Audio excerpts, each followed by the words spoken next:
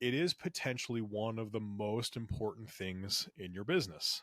If you're not organized, you really can't grow beyond a certain point.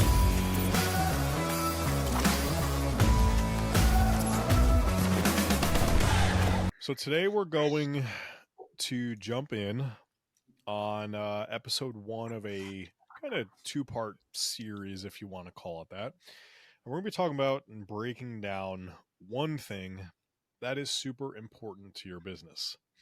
Now, we're going to talk a little bit more about function and tactical execution today. And we're actually going to bring a guest on here in the next 2 to 3 weeks to talk about actually using a specific platform and specific kind of outcomes and leveraging certain pre-built templates and whatnot, and just understanding from the masses where, hey, we're getting a bunch of feedback and a bunch of information. Here's the best way to execute this thing.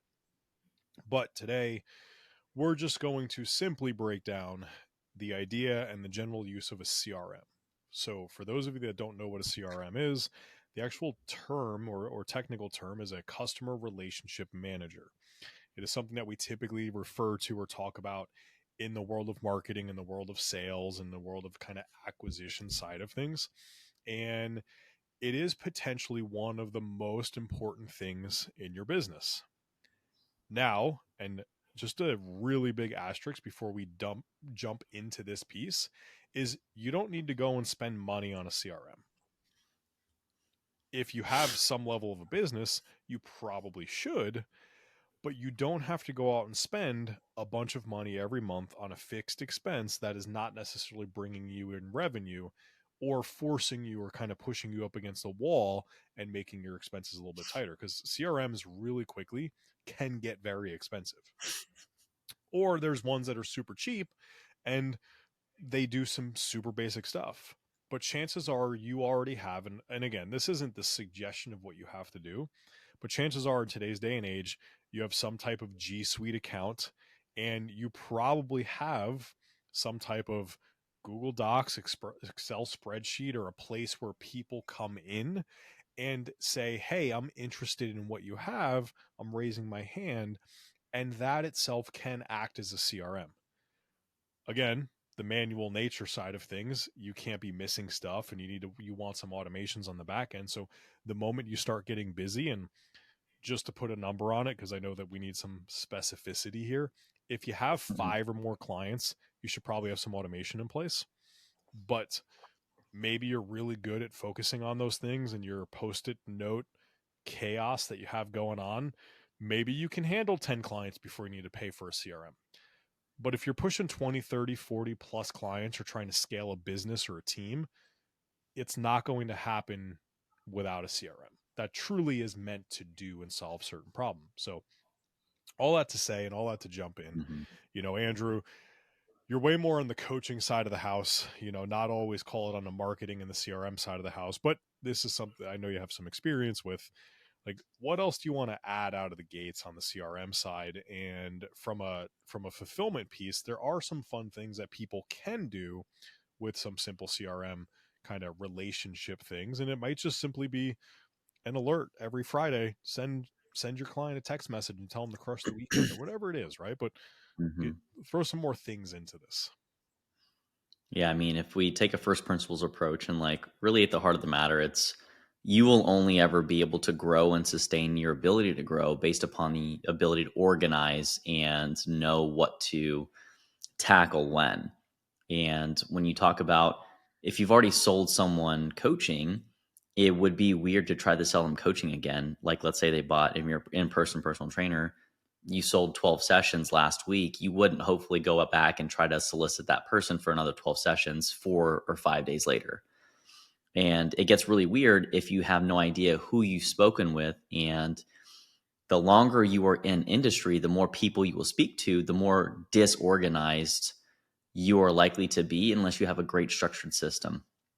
I still prefer spreadsheets. I will, and it's a little more manually intensive, granted, but there's something about typing in their information, their birthday, that humanizes them to me and helps me stay connected as a coach.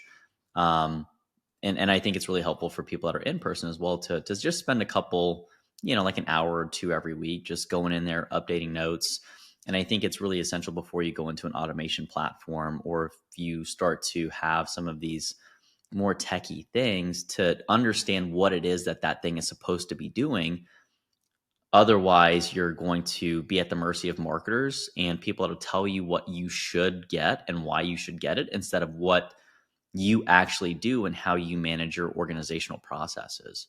So, like I said, I still prefer spreadsheet because I can take that data, I can manipulate it, and I can do a lot of powerful data analysis that I can't do in things like GroupKit or whatever else, or not GroupKit, but like ConvertKit and stuff like that. Do I have both? Yes, I do. And do I use both? No, not necessarily. But if you do want to go beyond the 5 or 10 client marker, you are going to need to get increasingly organized, which is a really a not often mentioned function of scale. Is that if you're not organized, you really can't grow beyond a certain point, because you're going to gain clients, lose clients, gain clients, lose clients. And that's how you feel like you're in the rat race. So again, if you want to make any sustainable, meaningful, long-term growth, you're going to have to get organized, and you're going to have to figure out a way that to your own brain it works. Some people do like the sticky notes, but I do know that we used to have an administrative assistant at a previous company that I worked at, that she took notes on napkins, and she was wildly disorganized and oftentimes never even responded to emails. So, pick your poison. Yeah, and you highlight, again, the point that I really want to drive home is you don't have to go and spend a lot of money Mm-mm. on the system. A lot of people, and take HubSpot, and this is not a knock against HubSpot. It is one of my favorite CRMs that's out there. It is Mm-hmm. not cheap. The moment you get HubSpot to truly do some things, you're spending thousands of dollars per month. Now they have lower Mm-hmm. options that do some basic things and whatnot, for sure, but they do a really good job of give you a little bit, but also make you feel like you need that next thing. And all of a sudden, it's $800 a month, Yep. $1,000 a month, and unless you're doing 20, $30,000 a month, I can't see spending that much money. If you're spending 3, 4, 5% of your top line revenue on a CRM, it's probably Mm. too expensive for you. But that all to say, HubSpot still is one of my favorite CRMs because they do an Mm-hmm. amazing job when you should and could afford everything that it can do. Now, Mm-hmm. one of the Mm-hmm. things that a lot of people forget, and it's this whole like, oh, this is a very rudimentary intro conversation. It is, but at the same time, it is not. Because Mm-hmm. here's what I'm going to say: if you had one client and you only had to focus on making one client happy, you had one lead that you had to sell, you had one marketing interaction, you had just one person that you needed to get them from attention to paying client and keep them paying you for 10 years.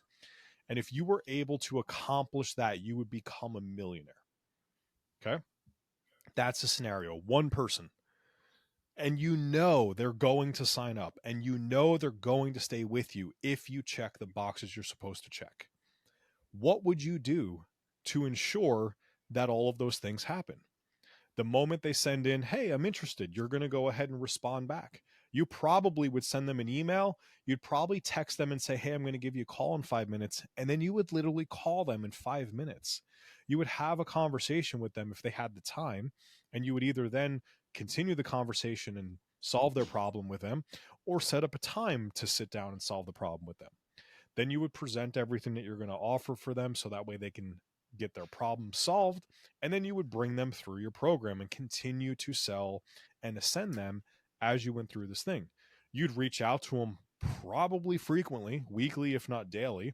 You would check in on, hey, yesterday I told you to do X. How's that going? Were you able to figure out how to track all day? How's tracking going? How'd tracking go for the week? Hey, I looked at your macros and your calories, great job. Oh, you only missed one day, that's a win.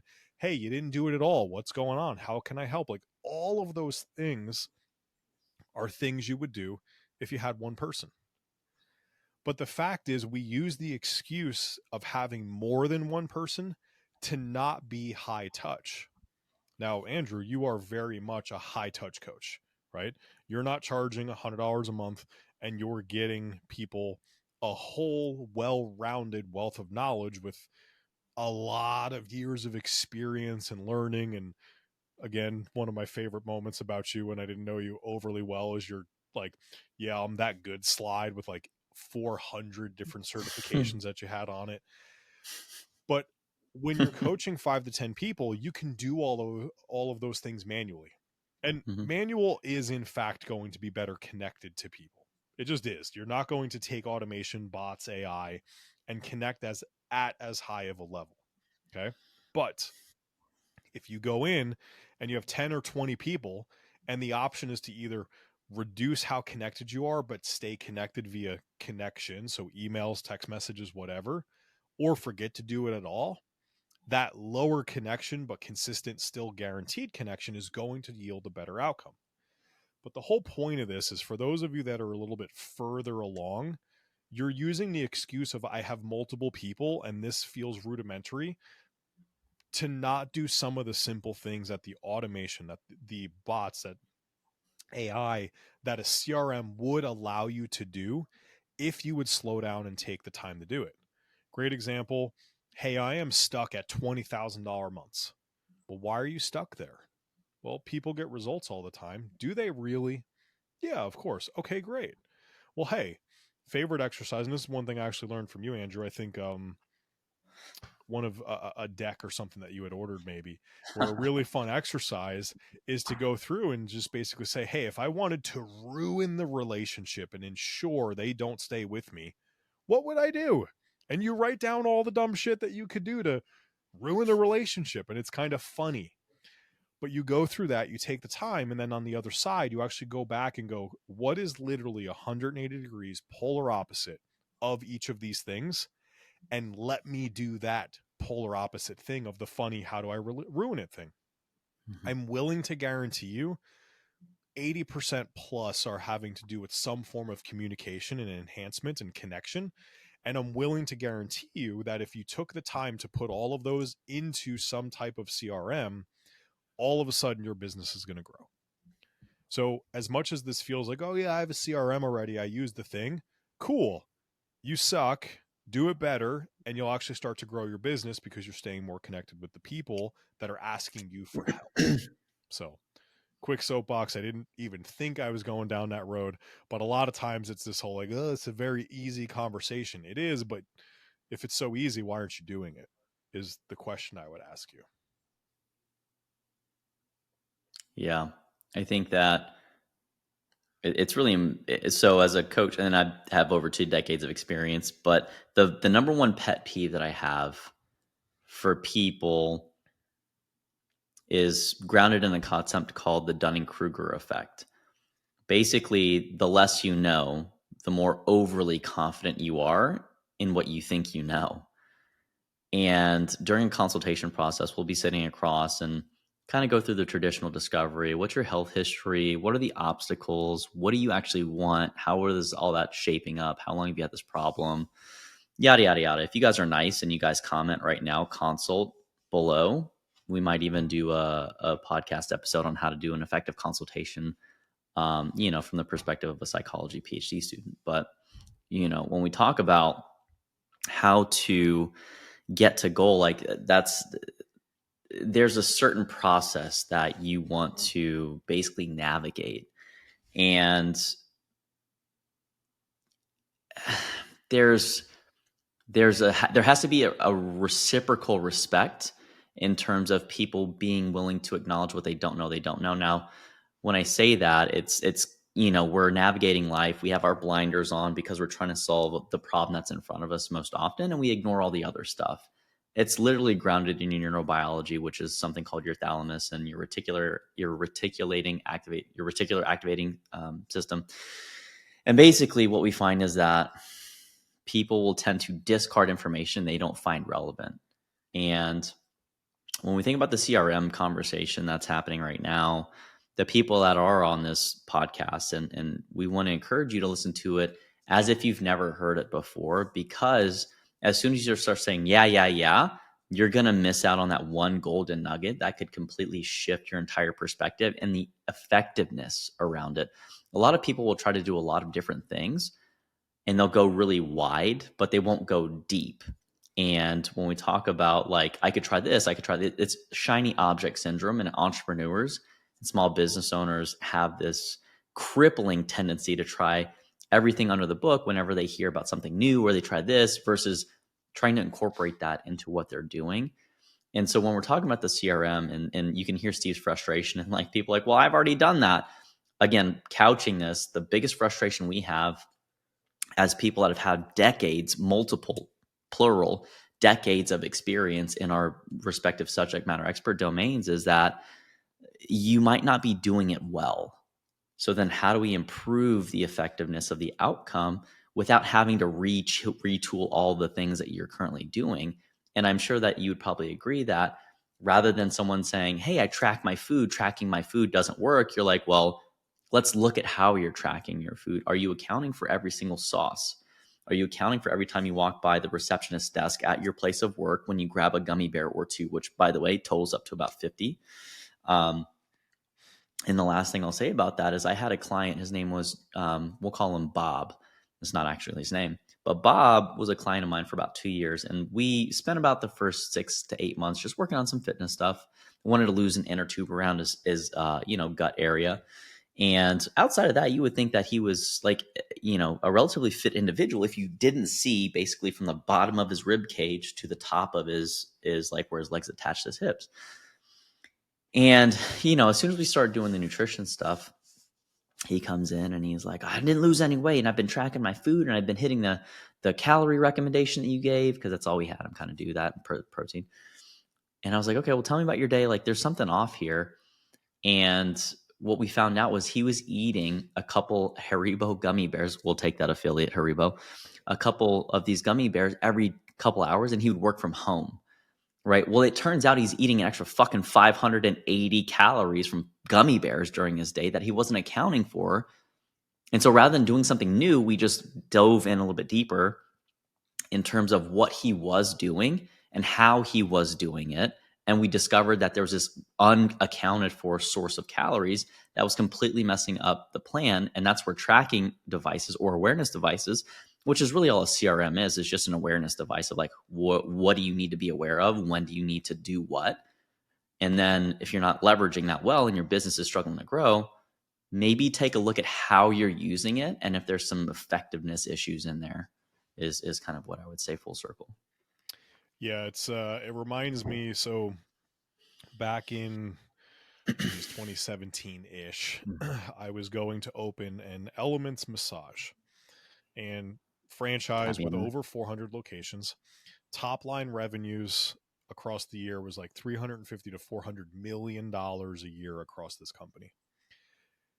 And I was basically challenged by the CEO of the company, Jeremy, and I hope he gets to listen to this at some point in time, that I wouldn't be able to open this studio better than he was opening an actual corporate location in the heart of downtown Denver. Okay, way more people in Denver than what was at the time. I believe it was Concord, Ohio, east of like Cleveland in a suburb. Okay, That's we're if there's talking a anything few out there. thousand people versus tens and hundreds of thousands of people in a city. And he was like, I'm going to beat you. And I'm like, you have way more money, you have way more people, and you have a bigger team to drive this thing. I'm going to beat you. And the two things that mattered for me was understanding how to implement a different CRM with the leads we were going to be managing, and then making sure that I had somebody highly trained on leveraging the CRM and making sure that it got used. The offers and the marketing a little bit different. The things that we structured a little bit different. The way we approach things a little bit different, right? But we can all throw on different color lipstick on that pig and make that pig look different, do different push-ups, do different whatevers, right? I gave $10 off versus 5% off. Like those things were all minute changes.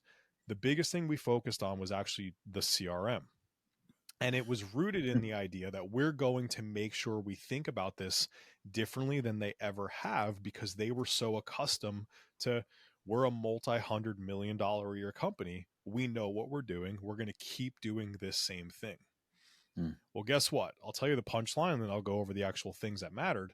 Was we opened, and on day one, we processed 185 credit cards the first day that that business was open. on day one, that business became profitable.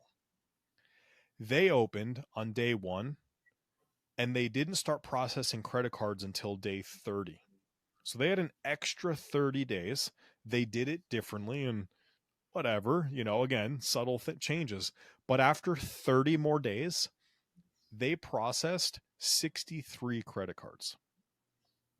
My biggest disappointment was I didn't have 189, so I can't actually say I beat them by 3x, but I will say, generally speaking, I 3x'd them by leveraging a CRM differently and making sure the person who was leading this knew how to leverage it very differently. And it's not rocket science for anybody. This is 2017. CRMs were very much a thing just 7, 8 years ago, but it was about using it differently than it had ever been done before. Mhm. So, what are the things that we actually did? And here's the challenge for you. If you're brand new and you have no clients, make sure you do these things manually. Go into Google, put a sheet together with some check boxes, and actually check off that you did these things. Simple and easy. Don't get complicated. Don't worry about formulas, but check these things off. If you have 5, maybe 10 clients, your CRM should do some of these basic things. And if you already have a business you've grown and scaled and you have multiple tens to 100 plus clients, $20,000, $30,000 a month, go back and actually make sure every single one of these things is happening the way that it should be. But the very first thing is when I say, hey, I'm interested in whatever you're selling, make sure you reach out to them immediately. So you can guarantee an email, you can guarantee a text message in today's day and age. And as much as humanly possible, you should call them as quickly as you possibly can. Okay. Very close second is all of those things now should lead to somebody booking an actual interaction, a consultation, an assessment, a something to start to wonder and go through the conversation of here are the details and here's how we can truly help you solve your problem. From the point in time that you have reached out to them and they've booked until the time now happens that you're going to actually have that conversation, you should now send them information, beginner level, about how you solve problems, pro level, about how you're going to help them solve their problem. We're going to break down the differences later episodes, but if you're just sending out basic stuff to every single person, we're kind of a beginner still. You could enhance that.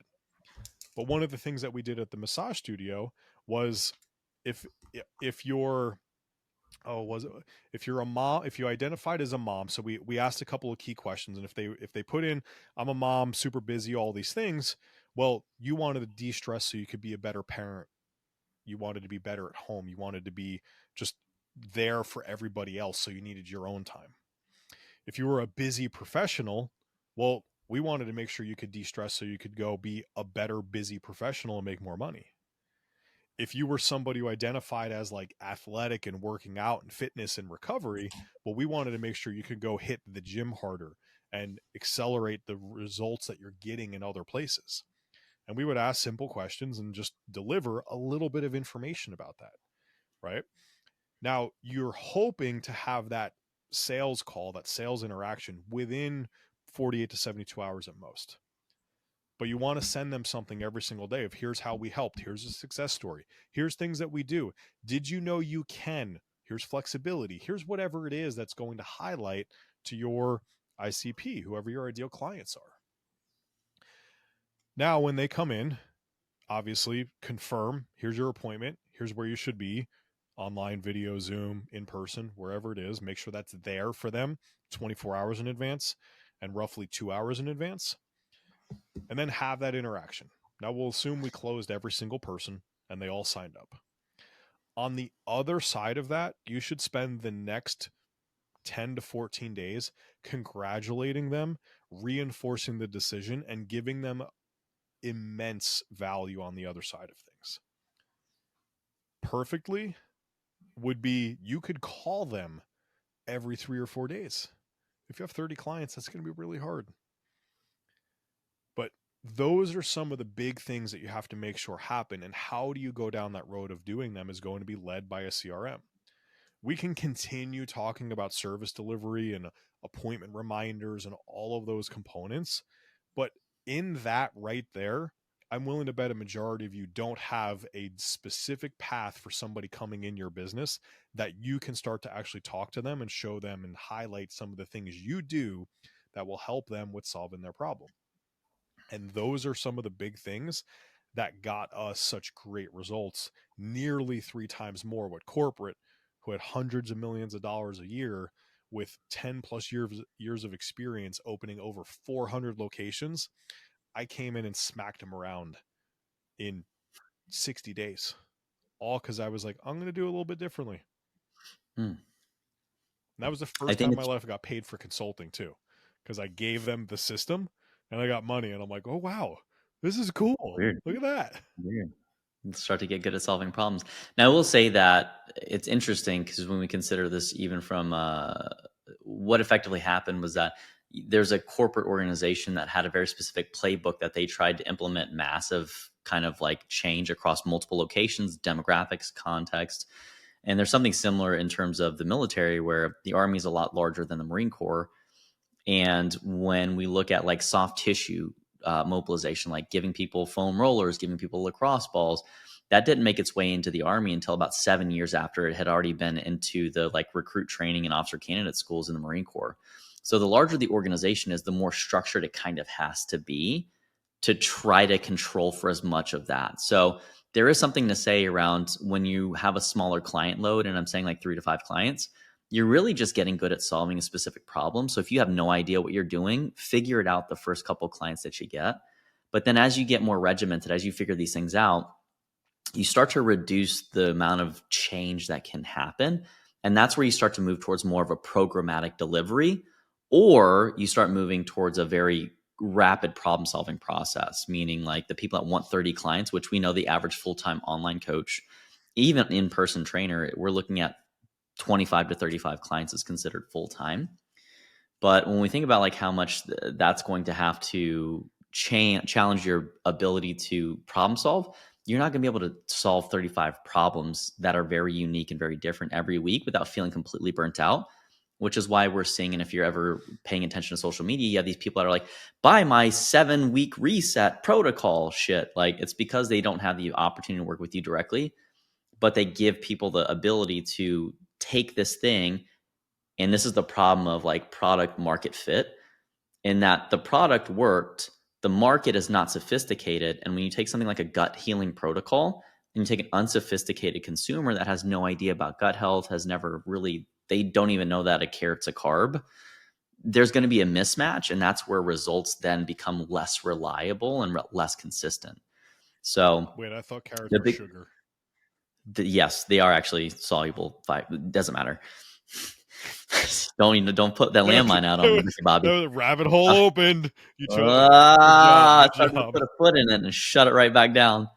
Um, but but I think that's why when people look at product market fit so much, and if you have no idea what the fuck I'm talking about, by the way, like LinkedIn Learning has a ton of information if you want to take an actual business, like, and some of these things are like an hour long, give you a lot of good insights in that. If you want to go down like the business kind of MBA and you want to have a little more of a formal understanding of that stuff, or you could just take it from us and, get it for free. So long story short though, is that like the more consistently you want to deliver an outcome, usually you need to control a lot more of the inputs, which means you need to have a much higher touch or a higher degree of feedback with that client, meaning you're talking to them daily pretty much. Hey, how'd the day go?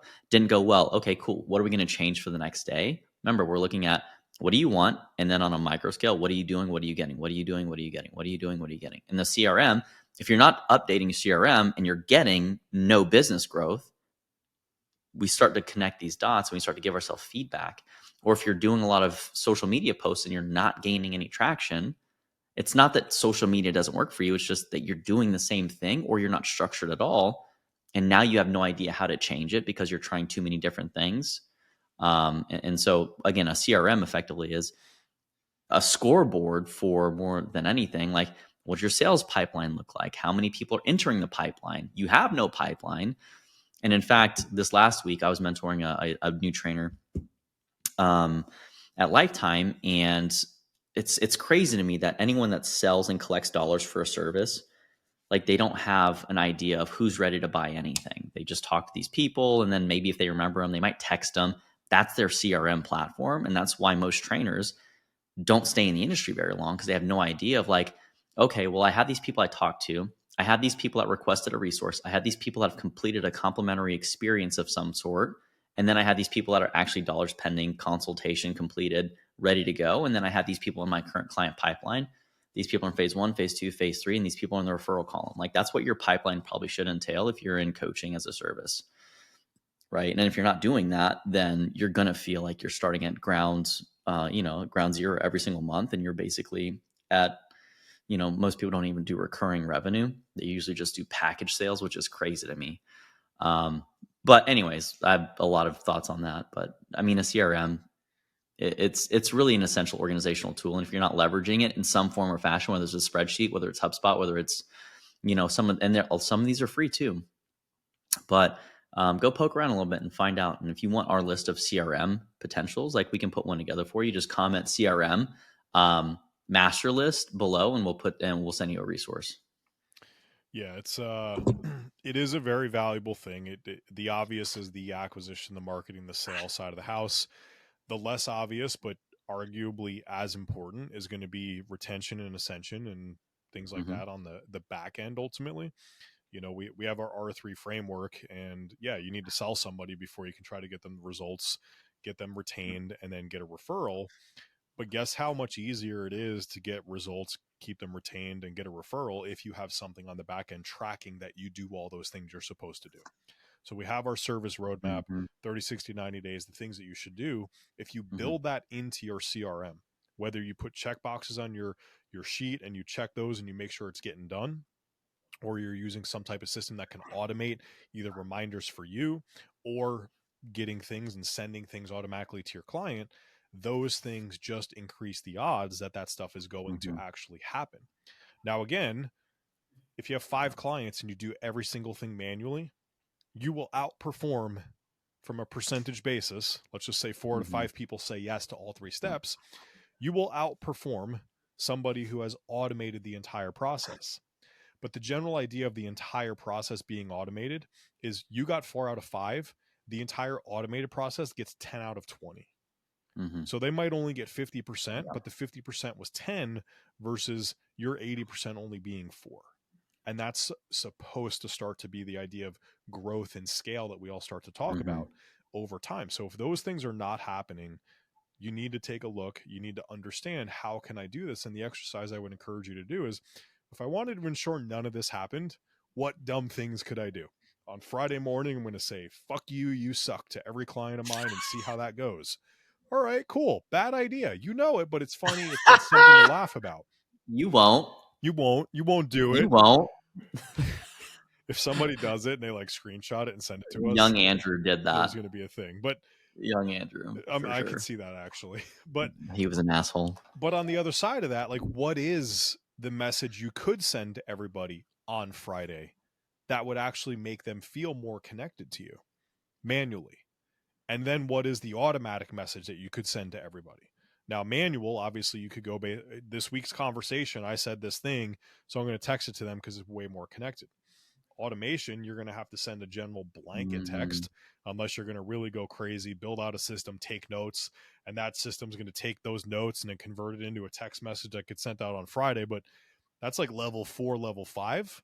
Don't even worry about those things if we're not even sending the basic blanket stuff out there. The point of all this is really meant to help you open up your mind of what else could you do in your CRM that's going to help your business. Mm-hmm. Now, don't use your list of 30 things that you're going to come up with as a reason not to make all the changes. Come up with your 30, try to prioritize them, some combination of ease and impact. This one's really easy and it's going to be super high impact. You should probably do that one first. If it's going Mm-hmm. to take a lot of work and it's going to be low impact, you should probably do that one last and have that scale slide. Don't overanalyze that, but let me focus on this one change So I don't even send a drip sequence that's very general to every new person in my email list. Start there. Don't worry about doing different journeys for every single person. But once you have the one in there, now start to add in the second one. Mm-hmm. Or maybe that's not the next most important thing. Confirming the appointment that they should show up for 2 hours beforehand is the next most important thing, because you don't do that. Mm-hmm. If nobody ever sends you referrals, maybe you should weave some referral emails and talk to about what things and benefits and stuff people can get. So Yep. figure out your list based upon your business, make one change, and then come back and then make the next change, and then the next change, and continue to improve it. A CRM on every single level is something that you can literally improve weekly to monthly until you no longer have a business. Especially with advancements in technology today, AI, there's a lot to do there. So, anyways, goal of this is really to Yeah. set the stage. We are going to be bringing in a close friend of ours who actually runs a company that talks a lot about CRMs, talks a lot about emails, and leveraging that to go and acquire clients and to send them on a back end. So this is really like, hey, step one, we need to think about it. It's something important for your business. Step two is we're actually going to bring to you a resident expert who handles this on a day-to-day basis. And that's how he grew his business to well over 1 million, if not pushing $2 million a year in revenue, was by Mm-hmm. focusing on these things. Mm-hmm. So you have people here who have grown massive businesses by leveraging a CRM. If you're not doing 100K, 200K a month and you want to get there, or if you're not doing 10 or 20K and you want to get there, it is going to be a conversation that you don't want to miss. But if you take today and just make some changes, you're already going to be ahead of the game and starting to make things better for yourself. Now, I'll conclude with my thoughts on this. Is that like this might have been a lot for you to take in if you're not one of those people that's a seasoned coach, and and when I say seasoned, I mean like people that have been doing this full time for 4 to 7 years, right? If you're not at that point, you're like, oh my god, like your eyes are starting to get big. Guys, we have events, we have courses, we have continuing education that's more structured than the free form conversations that we have on this podcast. This podcast is intended to bring you like just our thoughts, our opinions around things that are grounded in our experience and our knowledge. But if you want a more structured approach to learning, like reach out. We have resources for you, or if we don't have a specific resource for something, we can at least direct you to a trustworthy partner, reference, whatever. And that's really the gold here, is that we're actually accessible. So if you want anything from us, please reach out to us via email, steve@beyondthepump.com, andrew@beyondthepump.com, or you can hit us up on our socials. We're happy, and this is literally what we exist for, is just to make sure that you guys have what you need to ultimately improve the quality of the overall industry by helping you get to and stay in the industry. So I hope this was helpful for you. Well, we appreciate you guys hopping in, listening today, spending time with us. If you need something else, go ahead, throw that in the comments so that way we know what else to jam about. If you Mhm. like this episode, really help us out if you throw a quick like, a little thumbs up there for us. And if you are not subscribed, go jam on that subscribe button so that way you get our future updates as we continue to bring you more information about the business of fitness and nutrition coaching. Until next time, gang, have a great day. Zimbo Zambo.